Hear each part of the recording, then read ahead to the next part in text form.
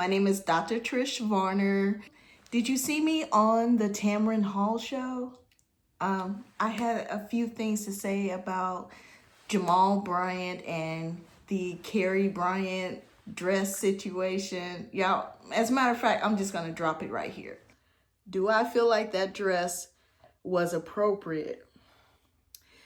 I'm going to be careful with how I respond, but let me just say this. Would I ever wear that dress as a pastor's wife? No, I would not. I don't think that a beautiful woman needs to dress like she's 80 years old. However, do I think that when you are in a certain position that you have a certain responsibility to present yourself in a certain way? Yes, I do. And that's another thing. I saw another pastor react to how Karri Bryant was dressed. And even though her dress isn't something that I would ever wear, his response kind of rubbed me the wrong way, because the way he responded made it seem like that women are to have, we are to be owned, or he presented it in a way like we're property, and we're not property.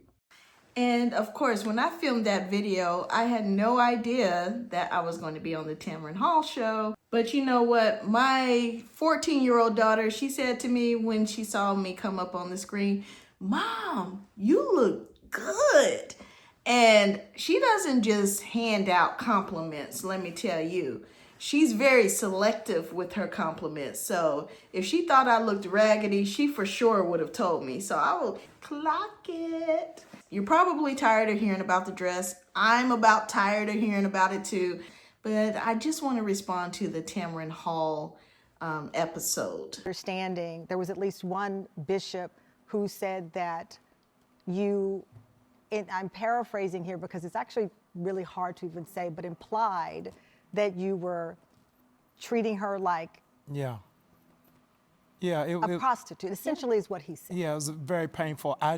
I don't believe that a woman in that position, meaning someone in ministry, or even other positions that are high profile where you could be a role model, I don't think the dress is appropriate for someone in a high profile position like a first lady or like a minister. That's my opinion.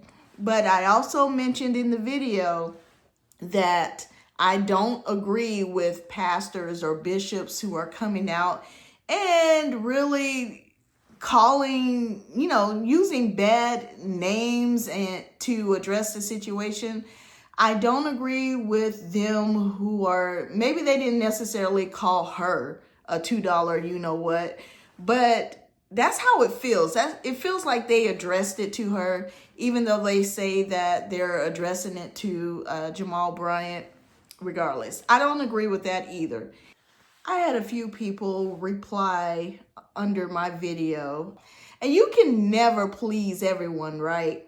Because I had a couple of people criticizing, saying, I had no business criticizing Dr. Karri Bryant about her dress because there was nothing wrong with the dress. And then on the opposite side, I also had some people saying I wasn't hard enough. I thought Dr. Karri looked very nice on the show. Very cute. She's a beautiful woman, and I loved her outfit. It was very nice. She also presents herself very well.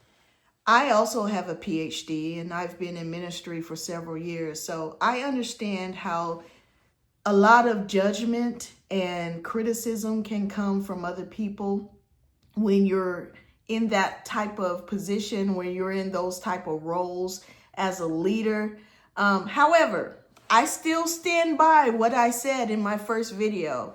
I think when you're representing God and you're representing the church and representing yourself as a woman of God, I think there comes a responsibility of dressing for the role. Fumi de Salavode who is another YouTuber I've been following for years. She was also featured on the Tamron Hall Show. He's wishing me Happy New Year, that you saw me on the Tamron Hall Show. So I said, wait 1 minute. What did I do? What did I do? And I went over to Tamron Hall on Instagram. And there we had the fabulous, the most exciting, the it couple of right now, cannot be denied.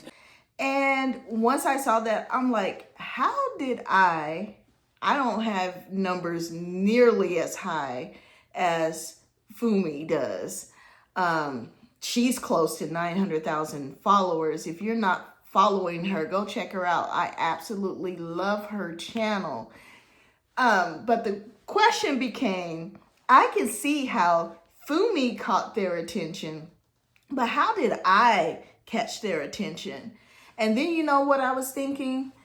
It's what I've been praying about for a while, a long time, and what I know God is doing even at the start of this year, because I told the Lord, I said, God, I am turning 50 years old this year in April.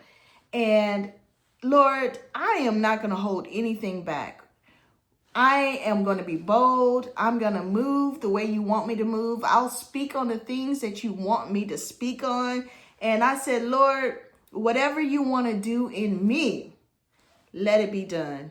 And then, y'all, there I was on the Tamron Hall Show with Fumi.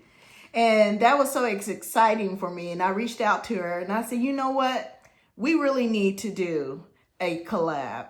She is just so inspirational to me, and especially at this time in my life. And this is why, because she often tells a story about just because something is delayed, it does not mean that it's denied. And she tells a story about how she went into things or started things later in life. She started her YouTube channel. She started her business later. And that is so inspirational to me as a woman who's getting ready to turn 50 years old. And I feel like I haven't accomplished a lot of things yet that I want to accomplish in my life. If you are like me, feeling like you haven't accomplished everything you want yet in your life, I just want to really encourage you to not stop, to keep on the journey. You will get there. Look, there's always going to be someone looking at you and thinking you're crazy because, check this out, they think you're already accomplished. You may be looking at yourself thinking you haven't accomplished a lot yet, but they're looking at you like you're the role model. I just want to encourage you that no matter how old you are, how long you've been waiting for things, I'm telling you that if you stay persistent and consistent and really believe in that vision, it's going to happen for you.